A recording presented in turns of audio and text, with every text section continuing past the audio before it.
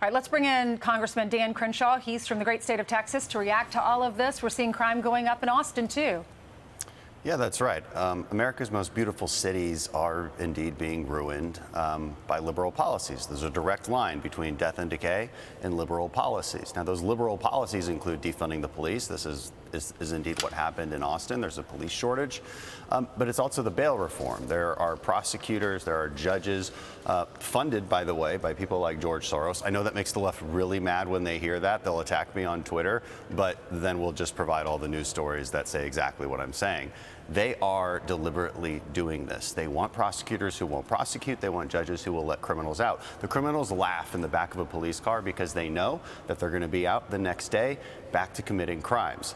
This is a problem for people who actually pay tax. They live there, and they're absolutely ruining America's greatest cities, and we should be outraged about it. Dan, Republicans don't run anybody in these cities, and their infrastructure, their political infrastructure is just not there. No. Is this I know you're a national U.S. congressman, but is there an opportunity here for the Republican parties to mount a serious effort to compete in these cities like New York, Philadelphia, Los Angeles, San Francisco? And do you see that happening?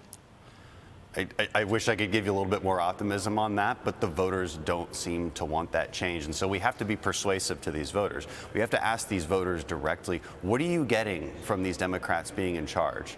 Honestly, how has your life become better?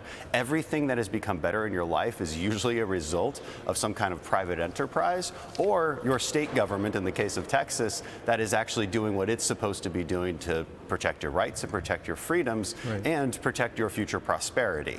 It is never the Democrat policies. They tell you things that make you feel good, but don't do any good. Well, not only is crime a problem, but so is COVID. Across the rotunda from you in the Senate chambers yesterday, the Senate voted to overturn the administration's vaccine mandate on private businesses. 2 Democrats joined all the Republicans. Of course, they're from red states. Listen to Joe Manchin and John Tester. The government has to make every decision for the private sector. I've heard a lot from my businesses in the state of Montana, and they've told me that, you know, it's put them in a heck of a bind, and so I think they should have some relief. So, Congressman, the Senate voted on it, but Nancy Pelosi, probably not in a million years, is going to bring it up for a vote. And even if they did pass it out of the House, Joe Biden's going to essentially veto it within 15 seconds. Right. So like I was saying, there's a direct line from Democrat policies to infringing on your freedoms, liberties, and rights. And as you can see, and this is just yet another example, it's great news that the Senate passed that. Really proud of Joe Manchin and John Tester. Pelosi will not put our legislation on the floor. I have introduced legislation to repeal the vaccine mandate. Many Republicans have introduced similar legislation, but there aren't really those moderate Democrats in the House that will actually take a stand against Pelosi. It's very unfortunate. And there's good news for everybody. This vaccine mandate has been destroyed by the courts.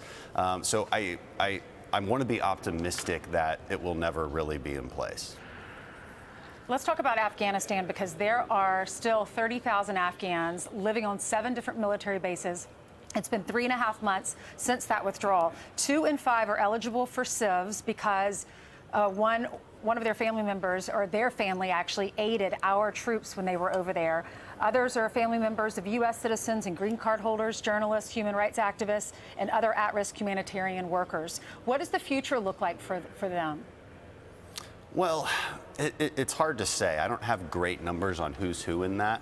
I get the sense that it's probably not a lot of those SIVs that already have their paperwork and already have their processing done. You know, this is why we were advocating for the administration months before the Afghan withdrawal happened to speed up the SIV process and get their affairs in order. And of course, this administration refused to do that. I would say the good news, a lot of people are worried that these people aren't vetted, that we have no idea who came on those planes. And that, look, that could be true. There's a danger in that. I would say the good news is that they're actually being vetted. They're actually still on these bases going through that process. That's about the only good news that I can think of here. But it's not clear what the future holds for them. Congressman, they collapsed the embassy.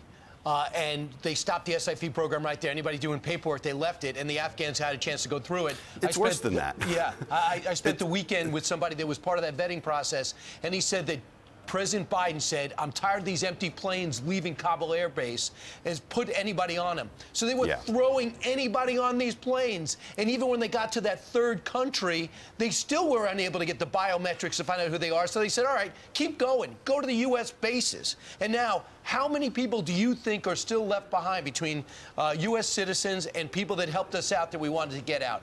What number do you have? How often do you hear about this?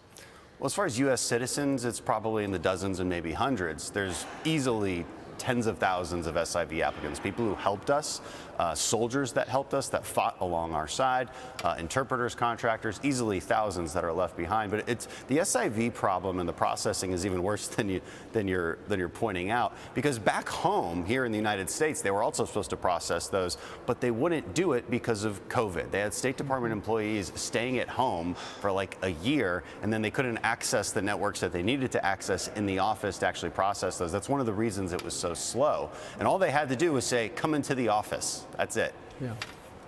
As a former Navy SEAL, I'm sure you heard the news on Tuesday that a Navy SEAL commander for Team 8, a fellow by the name of Michael Bourgeois, apparently was killed during a training, fast rope training evolution from a helicopter.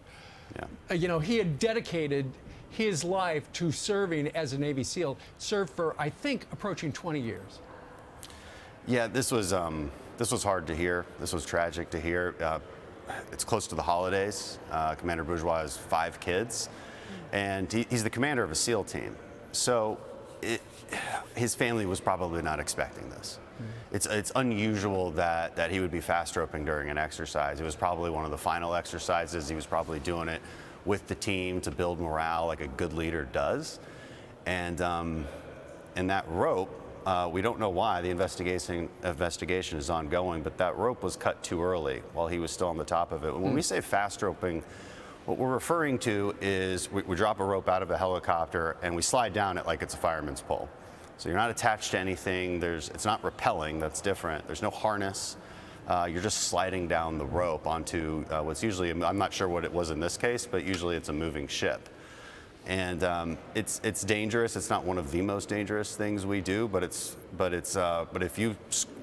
somebody cuts the rope too early or the rope fails, and either one of those things happened in this case, it's devastating. And so people need to remember, we take those risks, but the family doesn't really agree to take those risks, and now the family's hurting, and they should really be in your prayers. Well, not only that, but a GoFundMe page has been set up for the family of Brian Bourgeois, wife and 5 children.